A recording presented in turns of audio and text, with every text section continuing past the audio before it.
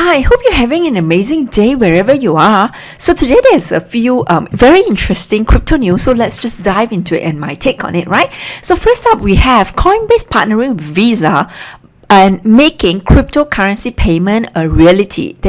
What they're doing is actually having a card, just like your credit card currently, right?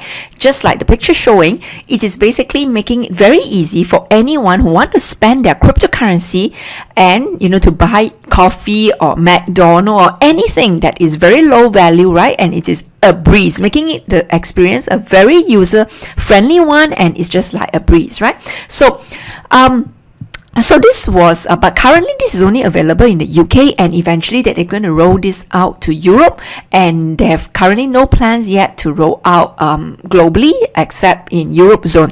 So regardless, it is still a big news because Coinbase, right? This is a milestone because this is the first crypto exchange issued debit card, right? Or card to actually spend your cryptocurrency. And what happened is that users, right, or customers of Coinbase just need to they can spend their crypto out of their the balances that they kept in the Coinbase for their trading, right? This is just any extra or this is whatever the amount that they have on Coinbase, and just using the app they can definitely just use that to pay for their expenses.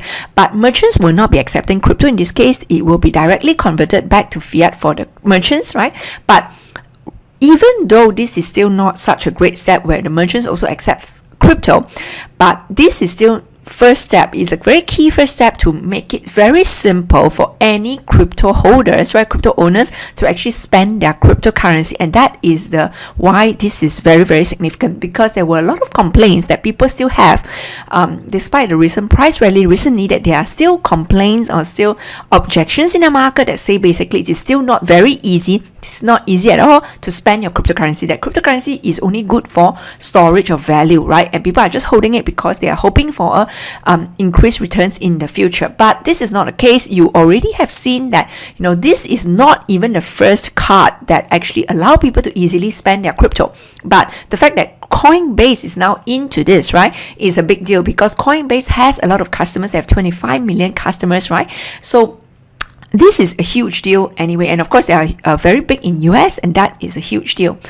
So I just want to highlight, since we're on this note, right, another crypto debit card that is very, very popular, and they have actually offering very lucrative cashback or very attractive cashback and benefits for the customers is Crypto.com. You can go to Crypto.com website, and actually you will see this, if you scroll down under the products, under cards, you can actually see this kind of details. So what it is basically MCO is actually a token, right? And if you stake a certain amount of tokens, you can actually get higher amount of benefits. But if you don't stake any amount of tokens as well, you can get their blue card for free. As you can see, the most right hand side, that's the dark blue card.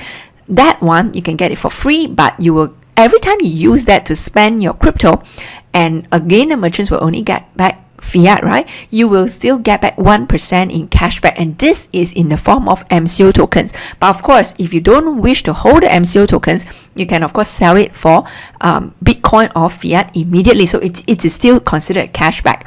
But if you stake the tokens of MCO, 50 tokens for 6 months, right? You can get up to the card cashback of 2%, and you can get Spotify subscription 100% free rebate, and so on. So the highest tier, which is 50, if you stake 50,000 units of MCO tokens, you can get cashback up to 5%. That's very high, and you can get Spotify subscription and Netflix subscription free. And for Expedia and Airbnb payments, right, you can get 10% rebate. Yeah, so this is very, very lucrative. And also again, you can also, if you have this card, basically it's also an app on your phone, and you can get hold of, you can directly purchase cryptocurrency on their platform as well. So similarly, it's almost like an exchange, so similarly to Coinbase, right?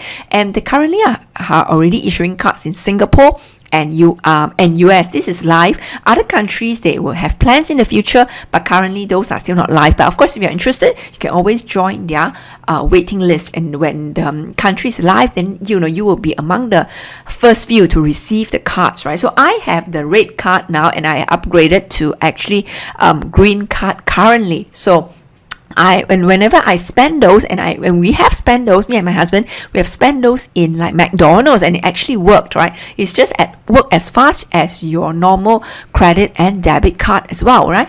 But what this shows is that it's a very, you're part of a movement that actually believe in a cryptocurrency, and you're not just hodling it for future returns, you're actually supporting the usage of it, right? And of course, if you have a business, it makes sense for you to accept the cryptocurrencies as a payment as well, because then you are truly in the ecosystem. The other plus point about MCO card is, of course, it is a metal card. So when you hold it in your hand, the feeling, it is definitely much more substantial. It's also just like, people who hold Bitcoin, and if you put it in your ledger wallet, right, just like a thumb drive, when you pull it out of your computer, is that sense of freedom that actually you have. You control your own money. It's the same feeling, right? So both the Coinbase Visa card and Crypto.com or MCO card, what it does is, right, although it is not reach the step of making the merchants to accept crypto as well, but it is definitely a very key first step in allowing consumers to use their crypto, right? It is an avenue to very easily spend your crypto, right? That you need, Rome is not built in one day, so you definitely need that first step first, before then eventually, then only you can convince more merchants to actually accept crypto, because you really have to have a huge scale of users first that are very comfortable in using their crypto, then only you can convince the merchants, right? Of course, sometimes it can be the other way around, but so far we have a harder time convincing the merchants, mainly because of the volatility nature of crypto, right? Because many of them still fear that what they receive now, right, it will go down in value tomorrow or next year. So that's why they are fear, they do not want to accept something that is so volatile, mostly because they think it will go down in value, because they do not fully understand it, right? So we still need more education, still need more awareness building for everyone, right? Before this can go on to the next step. But definitely good move on Coinbase, right? And actually Coinbase seems to be recovering a lot of their missteps recently. The most recent one, of course, the Neutrino scandal, where they acquired Neutrino team, which the team or the core people behind Neutrino is also the people behind hacking team, which built software and sold it to the government to spy on their citizens. So that's why they are very, very badly looked upon. And when you have that team of people working on crypto, where crypto is a sign, right, it stands for freedom, it stands for decentralization, right, it stands for no authority, right?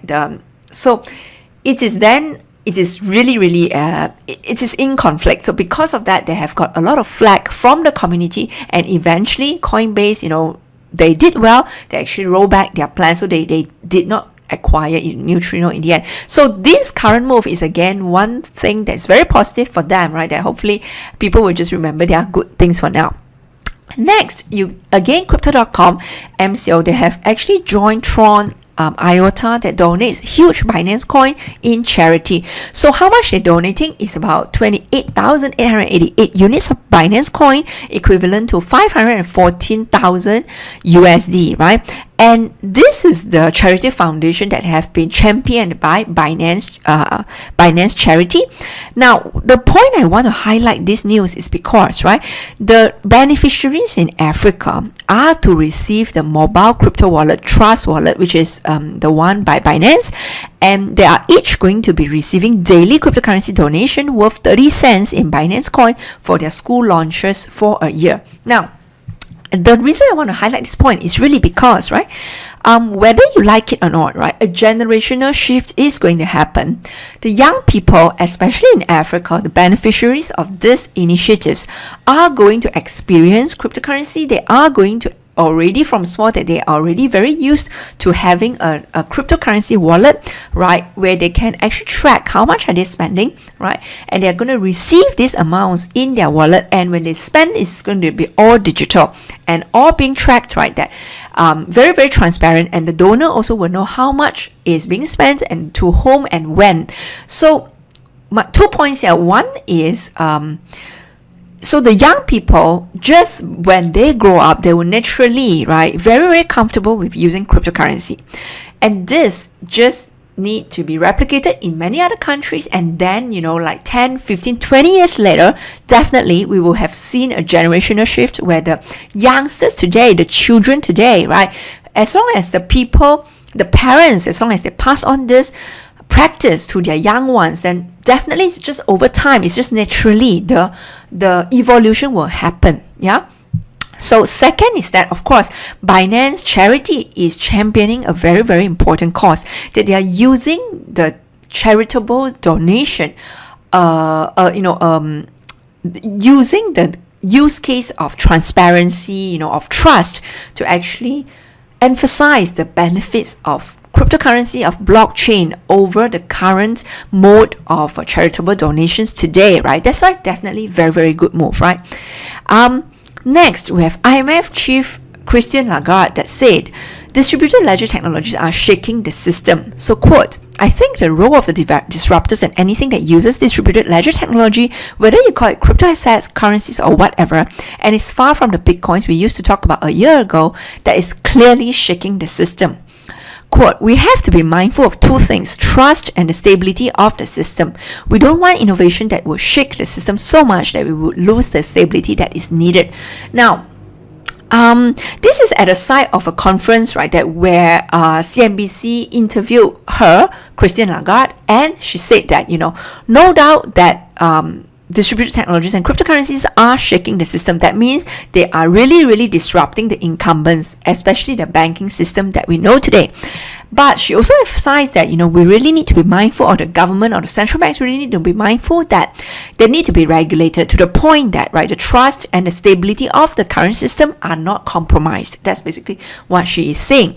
So, to me, that, this is an achievement for the cryptocurrency and distributed technology of blockchain as a whole. Why? Because, right, I think it was 2 years ago that they still ignored it. They were not talking about crypto. And when they were talking about it, they were saying, it is not going to be threatening the system, the banking system at all, right? So no fear. But now they seem to be changing their tune completely, right?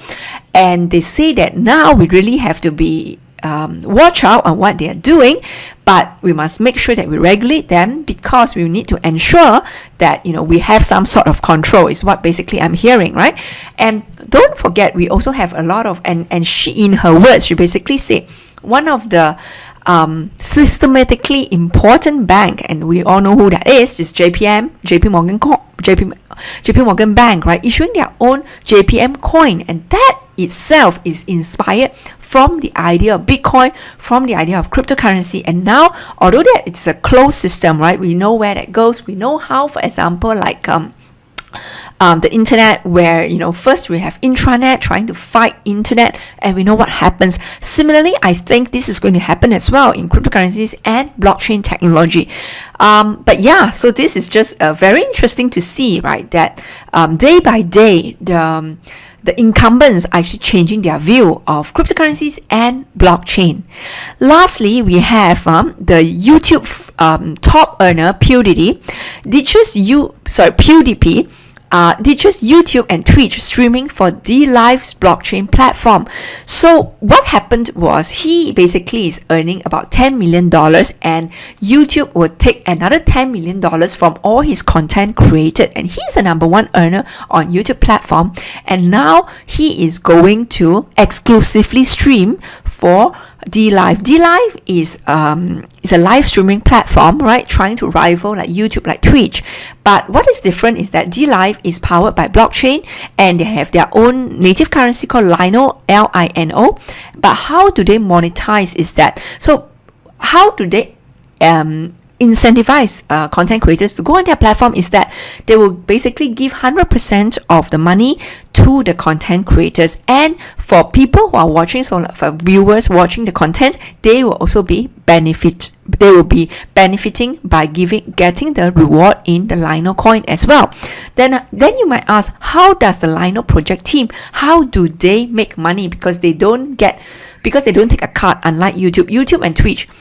They basically take 30% to 50% of what the content creators will get, right? So here it says that rather than the charging fees, just like YouTube and Twitch, right, which is a centralized corporation, Lino blockchain uses inflation of its underlying cryptocurrency to fund development and maintenance. That means the Lino blockchain will issue their own cryptocurrency. So that means they are creating their own coins, right? But at a predictable and at a known inflation rate of 6.5% per year, so every time they will create the coins, right, to actually fund their own development. So 65% of the newly minted tokens will go to funding the infrastructure, 10% will go to app developers, 10% will go to validators, because you need validators to ensure the sanity, right, the accuracy of the blockchain, 5% to viewers, so that's how you are benefiting. And then it's just that. So how then do they increase the value? The value will increase because if there's enough people demanding this coin, then the coin value will be kept at a positive rate. Although there's an inflation of 6.5%, that means the supply will increase 6.5% per year. But as long as there's enough demand for this coin, because if this DLive platform is growing enough popular that it has attracted enough content creators onto them, then basically people will want to watch, right? And people then will want to hold this coin. Enough demand. If there's enough demand more than the supply, then basically the prices will increase. That's how that's how they foresee this model, and that's why they need to make it very, very attractive to attract content creators onto their platform, because they are technically taking market share away from the existing incumbents like YouTube and Twitch. Again, we are seeing what happened in the banking industry, right? That already in the entertainment or content creation world, like this YouTube, right?